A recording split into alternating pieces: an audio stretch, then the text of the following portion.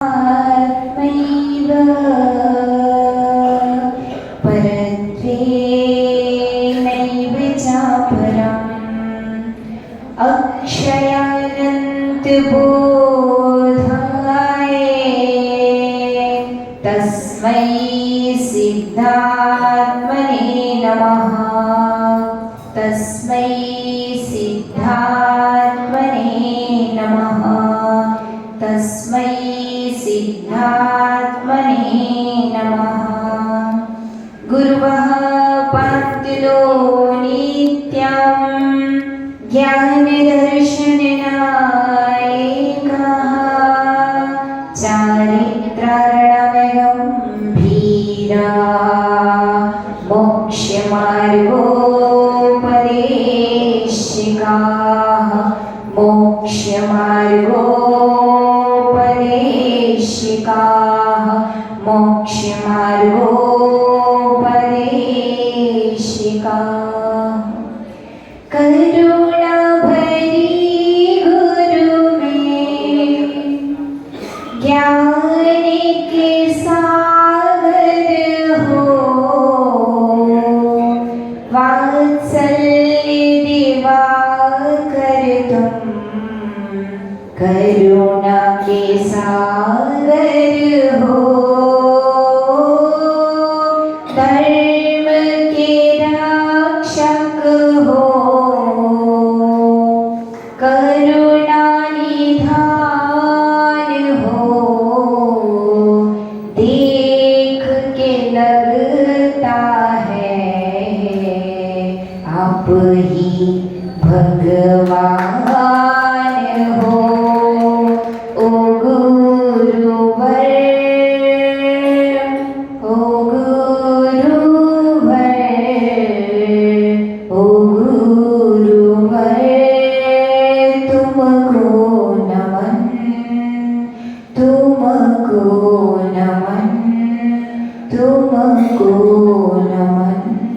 जय बोलिए अनंतानंद परम सिद्ध भगवान की। ऐसा जयकारा नहीं लगाना पड़ता। दोनों हाथों को पूरा ऊपर करके, है ना, तो पुण्य पूरा मिलेगा 100%, क्योंकि आपका हाथ एंटीना है और अनंतानंद सिद्ध परमेश्वर की एनर्जी आपको मिलेगी, है ना। जय बोलिए अनंतानंद परम सिद्ध भगवान की। 1008 श्री शांतिनाथ भगवान की। 1008 श्री बाहुबली भगवान की।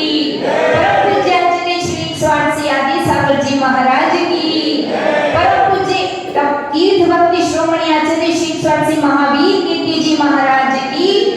परम पूज्य निमित्त ज्ञानी आचार्य श्री 108 विमल सागर जी महाराज की।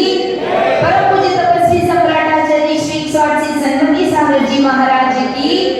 परम पूज्य उपसदेकर आसन गणाचार्य गुरुवर विराट सागर जी महाराज की। परम पूज्य चर्या शिरोमणि आचार्य श्री 108 विशुद्ध सागर जी महाराज की। साक्षात विराजमान परम पूज्य मुनि श्री 108 प्रशंस सागर जी, साधे सागर जी, संयत सागर जी महाराज की। 105 सम्मित शिखर जी माता जी की। अहिंसामयी जैन धर्म की।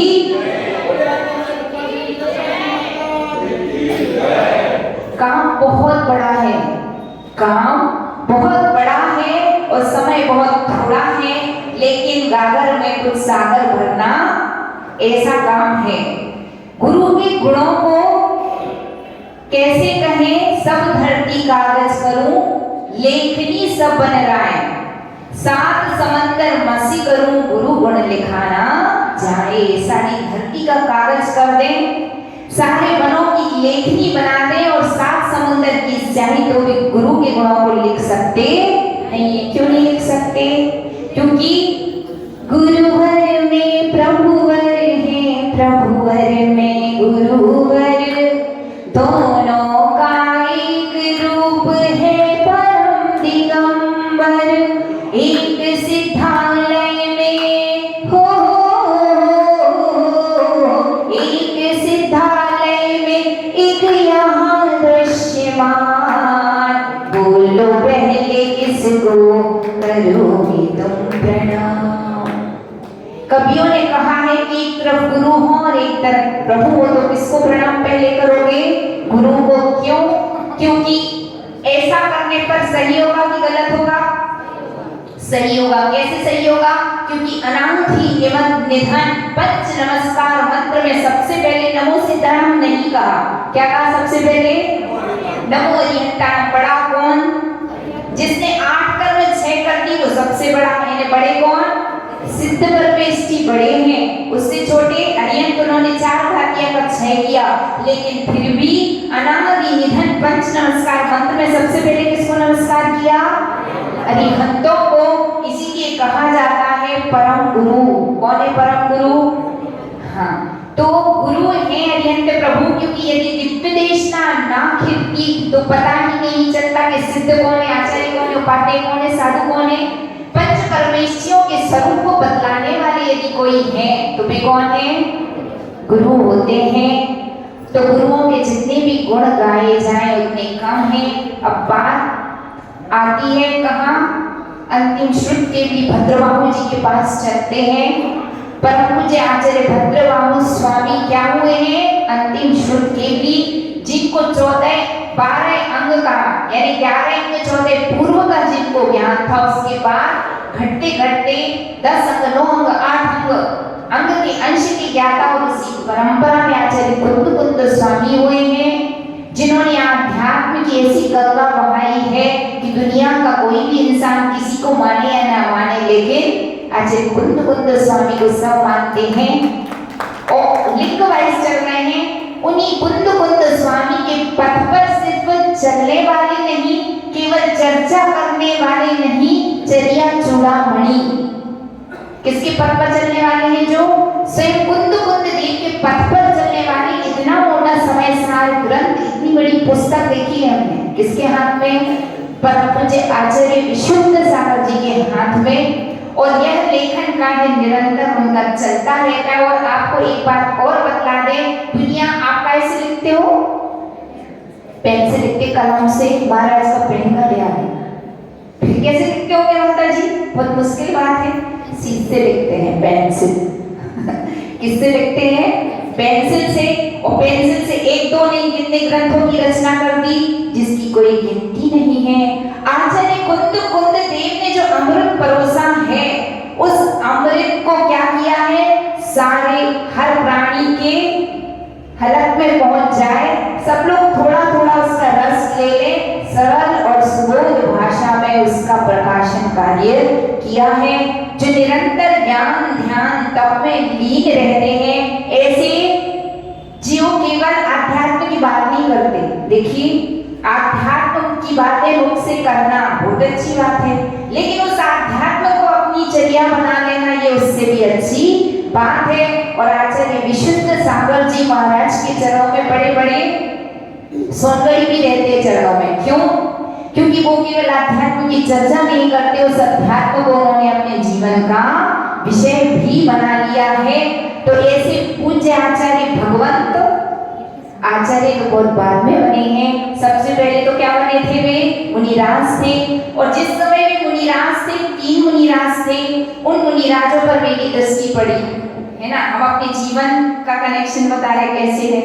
तो उन 3 मुनिराजों पर दृष्टि पड़ी तो बहुत आनंद हुआ, महाराज से जुड़ गए थे है ना।